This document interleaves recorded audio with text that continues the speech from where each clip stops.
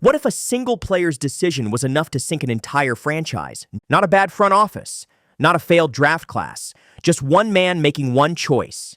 And the dominoes fell so hard, the team never recovered. These weren't just poor fits or awkward exits.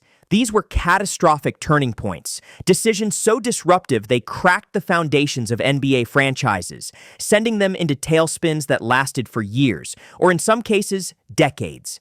These stories aren't cautionary tales about teamwork or bad luck. They're about how one signature, one refusal, or one outrageous demand can leave a franchise in ruins. And today, we're breaking down the players who did exactly that. In 1999, the Vancouver Grizzlies were desperate for hope.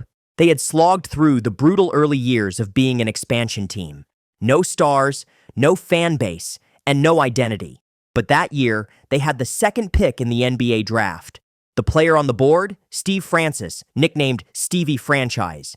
He was electric, explosive, and the kind of talent that could turn a nobody team into something bigger than basketball. This was supposed to be Vancouver's moment. They drafted Francis, praying he'd bring a new era. But what they didn't know was that he had zero intention of ever suiting up for the team. Within hours of being drafted, Francis publicly voiced his displeasure. The travel to Canada, too far from his family in Maryland, sharing a backcourt with Mike Bibby, not what he wanted. The team itself, not even worth consideration. Francis demanded a trade before he ever stepped foot in Vancouver, and with no leverage, the Grizzlies had to oblige. They traded away their supposed savior for a package of forgettable role players. Any momentum the franchise hoped to gain vanished overnight. The fallout was swift. Fan interest evaporated, attendance nosedived, the franchise hemorrhaged money. By 2001, the Grizzlies packed their bags and moved to Memphis. A city that was promised a future in the NBA lost its team, all because one player, without ever playing a single game, decided Vancouver wasn't worth his time. Ironically, a decade later, Francis was traded back to the Grizzlies, now based in Memphis. He was waived almost immediately, ending his career having never played a single game for the team that drafted him second overall. What happens when the heart of your team wants out, and the entire world watches your franchise crumble in real time? On December 14, 2011, Dwight Howard, then a three-time Defensive Player of the Year and the undisputed face of the Orlando Magic, asked to be traded. Now players request trades all the time, but Dwight's situation was different. The entire league watched, stunned, as Orlando's Golden Boy triggered one of the most public, chaotic trade sagas in NBA history. It even got a nickname, the Dwightmare.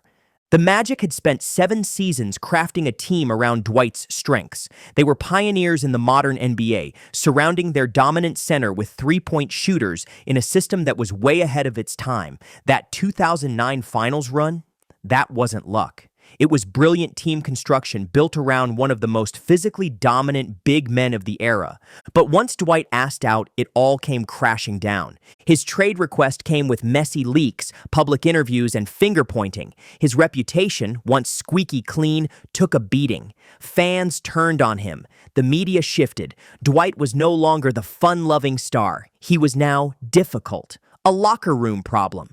And when Orlando finally dealt him to the Lakers in 2012, they got back a couple of picks and fringe players, not even close to equal value for a top 3 talent in his prime.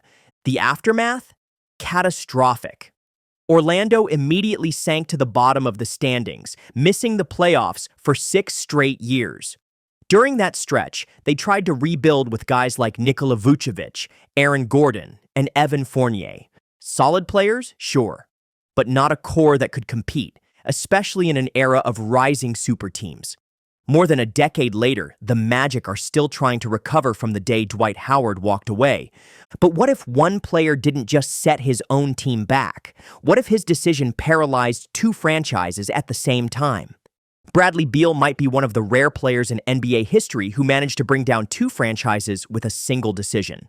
Let's rewind to the Washington Wizards, a team that had flirted with relevance but never fully arrived. After John Wall's departure, most expected the Wizards to rebuild. It was the obvious move. But instead, they doubled down on Beal, offering him a 5-year, $250 million contract, complete with a full no-trade clause. That clause changed everything. Not only was Beal guaranteed generational wealth, but he also had the power to control where and if he'd ever be traded. And for the Wizards, that decision locked them into a directionless path. They couldn't build around him effectively, but they also couldn't move him without his approval. The team remained stuck in the NBA's most dreaded position, not good enough to compete, not bad enough to tank. Year after year, the Wizards hovered in NBA purgatory. No progress, no future. Eventually, when they did manage to trade him to the Phoenix Suns, Beal's no-trade clause meant Washington had almost zero leverage. Beal dictated the terms. The Wizards had to settle for whatever the Suns were willing to offer. It was a fire sale, not a trade. The irony? Phoenix, the supposed winner in the deal, might not be feeling so victorious. Beal's arrival created awkward fits alongside Kevin Durant and Devin Booker, and the Suns had to gut their depth to make room for his massive contract. Now they're stuck with a bloated salary cap, top-heavy roster, and no easy way out, all because Beal asked for a no-trade clause. One clause, two franchises, countless consequences, three decisions, three disasters. But what connects them all? Each of these cases reveals a simple, brutal truth about the modern NBA. One player's decision can send shockwaves that reshape an entire franchise's destiny. Sometimes it's a refusal to report. Sometimes it's a trade demand made at the worst possible time. And sometimes it's a contract clause that handcuffs a front office for years. But the outcome is always the same. Years of rebuilding, lost fan interest, a damaged brand. The Vancouver Grizzlies never stood a chance after Francis turned his back on them. Orlando went from finals contender to league afterthought overnight after Dwight's ugly exit, and Washington, trapped by a no-trade clause, became the poster child for NBA irrelevance, while the Suns now face their own uncertain future. In each case, these weren't just business decisions. They were earthquakes that shook franchises to their core. The next time someone says players deserve to make their own decisions, they're absolutely right. But with great power comes massive responsibility. Because when a single decision derails a decade or ends a franchise entirely, that's no longer just a player's choice. That's history being written. And for some teams, that chapter is still being written in losses. Which of these decisions do you think was the most damaging? Was Steve Francis right to bail on Vancouver? Did Dwight have every right to walk away from Orlando? Or is Bradley Beal's no-trade clause the most disastrous contract clause in NBA history? Let us know in the comments. Don't forget to like, subscribe, and hit that notification bell for more breakdowns of the biggest turning points in NBA history. Thanks for watching, and remember, sometimes it only takes one decision to change everything.